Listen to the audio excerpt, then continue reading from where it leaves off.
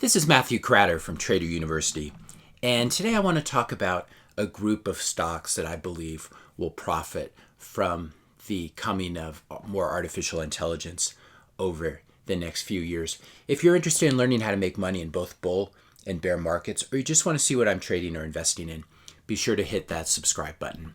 So I'm taking a lot of this from this interview that was done by Koyfin Charts with hedge fund manager Gavin Baker. This was really excellent. It's about an hour and 21 minutes. And so a lot of this, I am not an expert in semiconductors. And so I'm taking a lot of it from this presentation, which seemed to be quite credible to me and very, very interesting. If you have time, I'd encourage you to watch the whole thing. But Gavin's basic point is that there have been two big negative demand shocks. They should say shocks, not stocks, for semiconductors, or chips as they're known, over the past 20 years. And the really big one was the iPhone and smartphone market cannibalizing the desktop and laptop markets. And I guess just because they're smaller, I'm not sure the reason. iPhones have fewer semiconductors, or smaller or cheaper semiconductors than big desktops and laptops. So this led to a negative demand shock, as well as the trend toward virtualization, cloud computing, etc., which meant that you needed less demand on your hardware to store data, and you could store more of it in the clouds. And I assume those servers obviously need a lot of chips as well, but there must be some sort of scale there. Either way, this is what Gavin believes, and Gavin's been a semiconductor he started off as a semiconductor analyst, I believe. So I will defer to him on this. If you guys know anything more about this, you can feel free to drop a comment. But basically, two demand shocks over the last 20 years, which have suppressed semiconductor prices. And the last 20 years really have been the years of software eating the world. And what Gavin is arguing is that because there's been a lot of industry consolidation as a result of this, it's now currently very high barriers to entry, which means that this can be a good sector or industry to invest in, and that software has been eating the world for the last 20 years, to use Mark Andreessen's famous phrase. But now it's time for revenge of the hardware.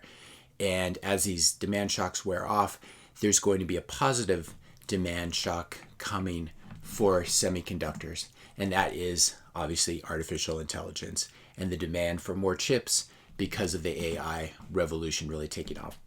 I don't need to point out that eventually AI is going to be doing a lot more than it's even doing now. Obviously, we're beginning to have self-driven cars with Tesla, lots of autopilot this and autopilot that, and robots, etc. But this trend will really continue and continue at an exponential rate over the coming years. I think this is fairly well agreed on. Andrew Yang ran a whole presidential campaign based on the idea that robots are taking over the world. Robots meaning AI, obviously. AI will continue and increase its market share. It will help to fly more planes, eventually self-driven commercial trucks, boats, ships, cars, and everything in between, in terms of large companies training AI on large data sets and learning how better to optimize their products for customers. There's just endless, anything the human brain can do, AI at some point can probably do faster and maybe even better, or at least a combination of AI and humans. So what does this mean? More AI means more demand for semiconductors, for chips. Gavin gives an interesting statistic here that to double artificial intelligence quality, in other words, to double smartness of the AI, you need to train it on 10 times the data. And doing this, training AI software on huge data sets, means you're going to have you're going to need a lot more chips to store that data and for the software to run on, as hardware for the software to run on. So he went over a bunch of names. I list them here. I'm not really going to talk about all of them. The ones that really stood out, which one we'll talk about later, just the semiconductor ETF, very easy way to get exposure. NVIDIA is really the leader in GPUs, and I guess GPUs are especially useful for AI. All the Bitcoin miners, they sort of graduate from CPUs to GPUs, and now using more specialized ASIC machines.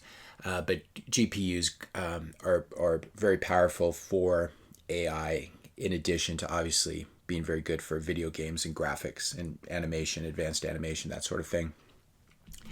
In the video, Gavin also talks about how AMD has really taken the lead from Intel, which you can see by looking at their prices.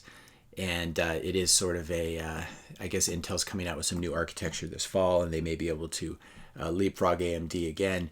But it's constant competition. The nice thing about owning an ETF is you really get a basket of these semiconductors, and whichever ones are the leaders should do well. But the ones that really stood out to me in Gavin's talk are NVIDIA in terms of individual stocks, AMD, and ASML was another one that he really talked a lot about.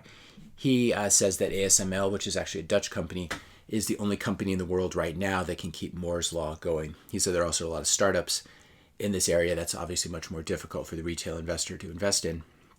But ASML definitely does look interesting. I need to do more digging, as I said, based in the Netherlands, and but does trade on the NASDAQ and has had a good run.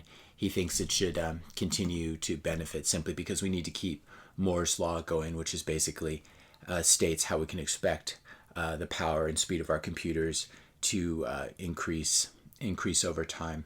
There was a doubling that was happening. I'm not sure if it's still happening, but through the miracle of possibly even quantum computing, we might be able to keep Moore's Law going.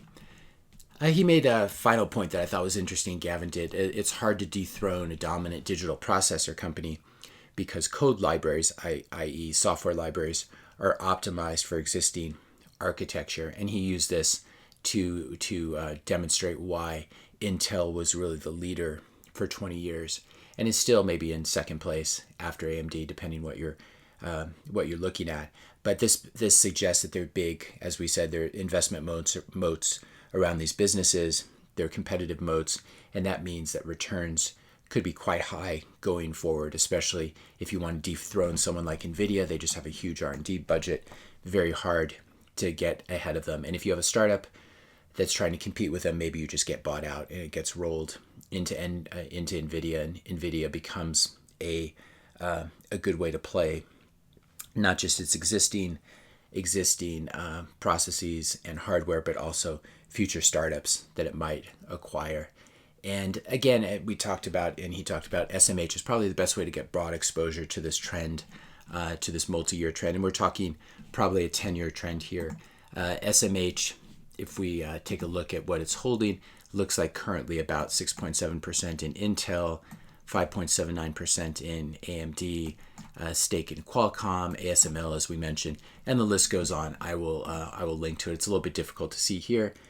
Looks like it's currently trading at a 1%, 0.99% dividend yield as well. So you're making more money holding this in terms of current cash flow than you are keeping your money in a savings account, and you benefit from this long trend in the increase of AI and hence the increase for semiconductors. Now, this is not an investment recommendation. I just think it's a very interesting idea to keep an eye on. I don't think this investment is as good as Bitcoin, but obviously more Bitcoin miners will probably benefit the semiconductor space as well. Obviously benefit companies like Bitmain, but also as we get competitive companies building new miners, that should also contribute to increased demand for higher speed and higher power processing chips. Hit that subscribe and like button if you found this video helpful. Let me know your questions and comments in the comment section below, especially if you have some expertise in this industry, which I do not. Thanks a lot for listening, and I'll see you in the next video.